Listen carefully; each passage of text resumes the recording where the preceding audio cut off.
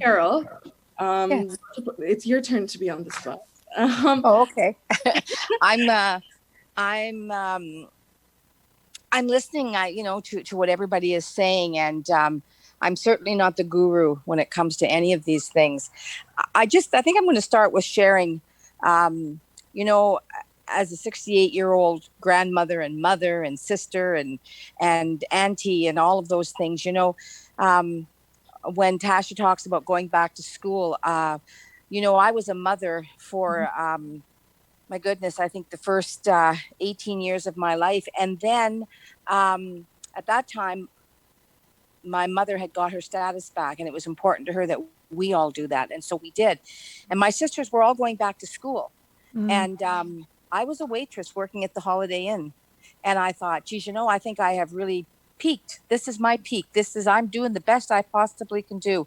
But then I had two Anishinaabe women, Mary O'Donnell and Barb Nolan, who pushed and pushed and pushed. And lo and behold, I thought, well, okay, I'll go back to Sioux College and I'll just get my grade 12.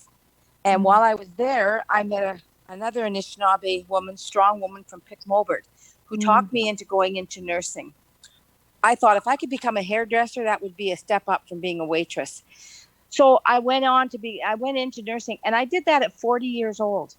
So, education is for anybody, and it doesn't matter what age you are. And I retired from nursing 3 years ago, and I thought, well, I'll go to Algoma University and I'll learn the language. And I met a professor there. He's since left, but who convinced me that I was capable of getting a degree. And I just graduated with my degree in Anishinaabe Studies.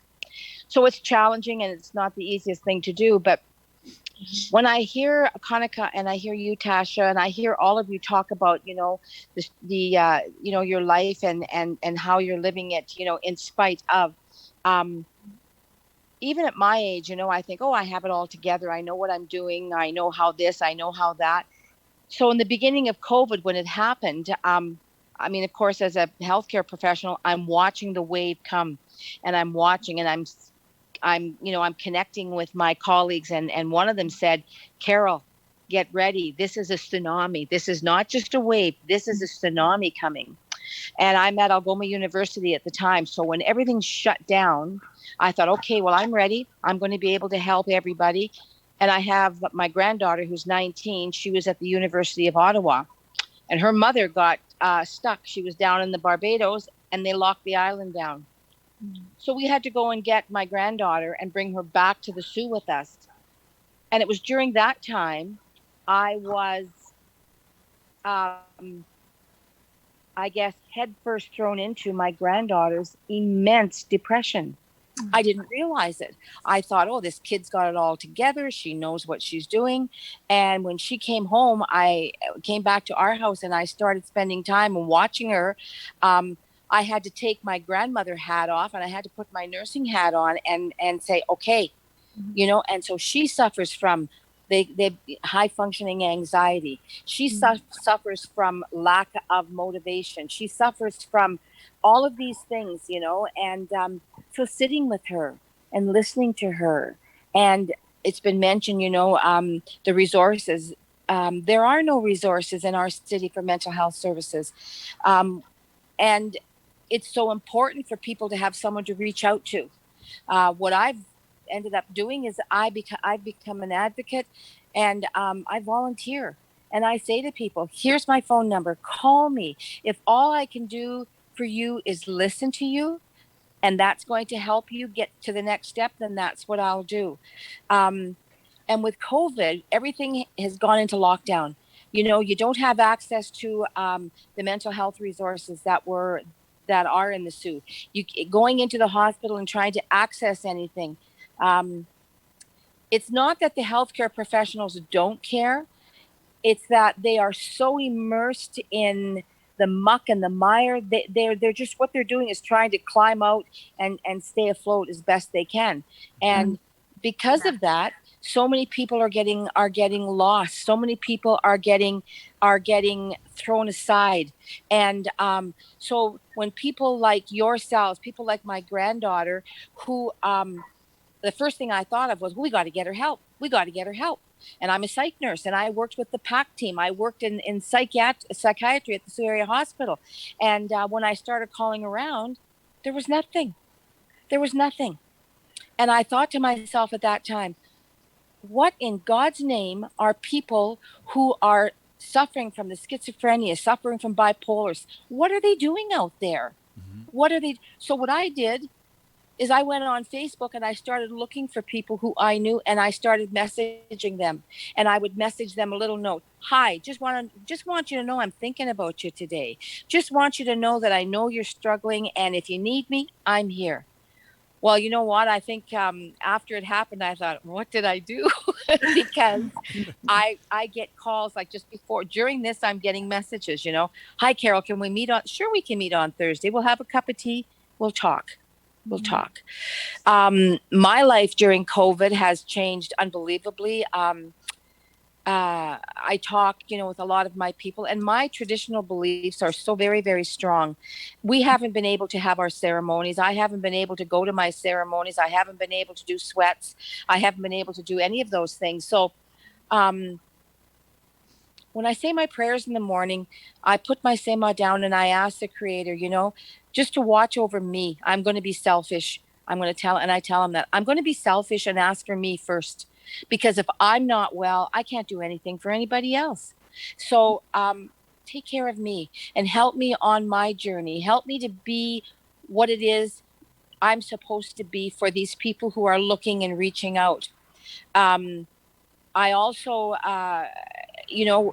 looking for my connection. Because it's just been myself and my husband. And after 51 years of being together, these last 4 months, 24/7 has been challenging, I have to say. There's been some funny things on Facebook. And I said to my friends, and one of them, it shows a caption where a woman is sitting at the table having a tea or coffee, and her friend comes in and she says, where's your husband? She goes, he's in the backyard. I didn't see him. Where? You'll have to dig a little. So, just things like that. But it's challenging. And I had my granddaughter, a 19-year-old girl. And I am telling you, at 4 a.m. when I can hear her laughing out loud. And I mean, she's a beautiful Anishinaabe Kwe, long black hair. There she is in the bedroom, laughing out loud with her friends in Toronto and Ottawa. My husband wanted to get up and give her heck. I said, leave her. She needs to do this. This is what she needs to do. Coming home one day after getting groceries, finding her in my bathroom, dyeing her hair red. I had to close my eyes and say, please help me with this. And realizing that it's not about how she wants to look. It's about her having control of something, anything. And so, helping her dye her beautiful long black hair red, and it was a challenge. Realizing that I couldn't do what she needed to do. And that's been mentioned. I could not do it anymore. So reaching out and finding somebody that she could meet with online, a professional. But I checked first. I asked my friends, who do you recommend? And that's who we linked her up with. Our ceremonies, bringing her out here to Batchewana and putting our sema in the water, reminding her, this is who you are. Remember who you are. Remember who your ancestors are. Remember where you've come from. And you know what? Reach out to them. Reach out. And I talk, whether you're Anishinaabe or not, I tell people, reach out to your family. They're there. They're just on the other side and they're watching and they know you're struggling. Ask them, please. You talk about brothers. I lost 2 brothers, and my youngest one I lost 43 years ago. He was 15, and it was just the anniversary the other day. And people say, oh, time goes on and things get better. The day comes and I remember exactly everything and how it happened. I put my tobacco down and I just said, thank you for the time I had with you. Thank you for the things that you taught me. Thank you for being my brother. And thank you for helping me to remember that you are just on the other side over there watching for me. Nutrition is so important. So important. It's very important, that we hydrate our bodies. Kanika talked about medications. As a nurse, I have watched the people I worked with and the individuals that I've had to guide medication, and I've, part of me is wanting to say, stop taking it. Oh my God, stop taking it. But I can't, because as a professional, my job is to be there to guide, to direct, and to clarify. And I can't tell them what to do, but I can certainly be there and hold their hand and remind them, let's look and see what the side effects are. Let's look and see what it is. So that's what I try to do. And right now I'm working with students who are, the COVID has just, it's been like a somersault. Our whole worlds have changed. I'm at home now, a lot of it, even working. So what am I doing? The berries are coming. I'm canning. I'm making jams. My husband says, how much jam are we going to have? I said, probably a full room when I'm done. But I'm canning, and I'm being very conscious and aware of the food that we're putting into our mouth. And I'm doing my best. Tough. But as a grandmother and as an auntie and as a nurse, I can't help that. My nurse comes out all the time. And sometimes, my granddaughter said that to me over the last 3 months. Nana, just be my Nana. Just be my Nana today. Don't be my nurse. Don't be my mother. Just be my Nana. And so what we would do is we would just lay on the bed, and I would cuddle with her, and I would watch rap music. And I remember at one point saying to her, why do they got to swear like that? She'd say to me, Nan, it's not so much the word, it's the story they're telling. Yeah, but why do they got to swear like that? And I just do my best, and I try my best to be there for people that need me. I'm not perfect. I have my moments. I get angry. A lot of students right now who are starting to panic because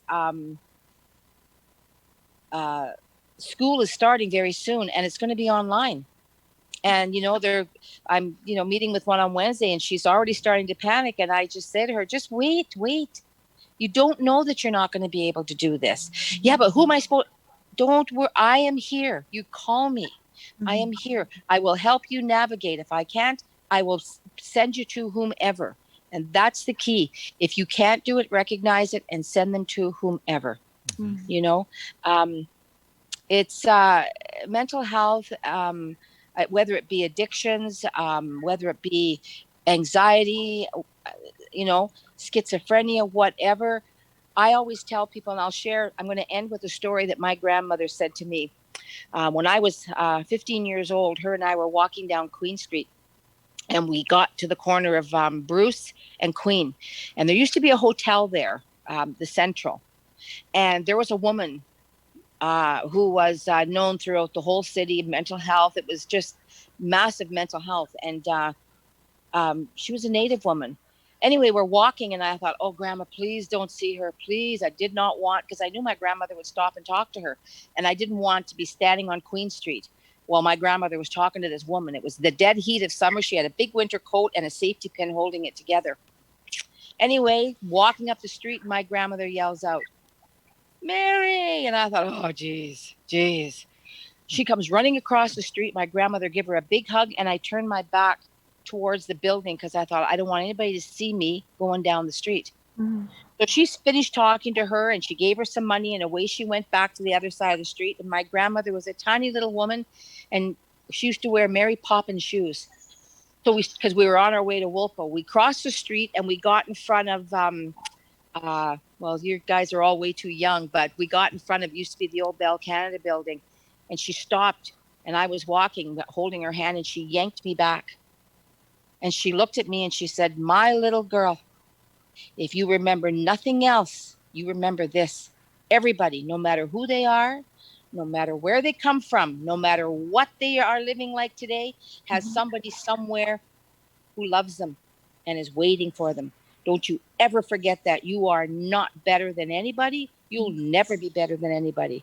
I felt like this when she was done talking to me, and I've never forgotten that teaching.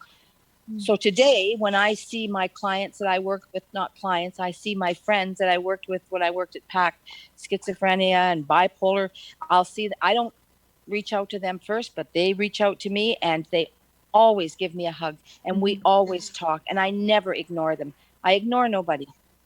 And that's the teaching I want to leave with you, that You all are very special. You're unique, you're kind, and you're beautiful. And you have something that this world is waiting to share. Miigwech. Thank you so much. Thank you. Miigwech for those teachings. I feel like I'm going to need to rewatch this. And everyone's voices and stories and teachings and relearn. For those of you who are watching live, we're going to cut out on Facebook. You should head over to twitch.tv/ccandseith. We're going late today because the show is wicked and I'm feeling so good about it. Thank you for sharing, Carol. Wow. Mhm. And just those stories, the don't ignore anybody's story is so huge, and just the stigmas around that.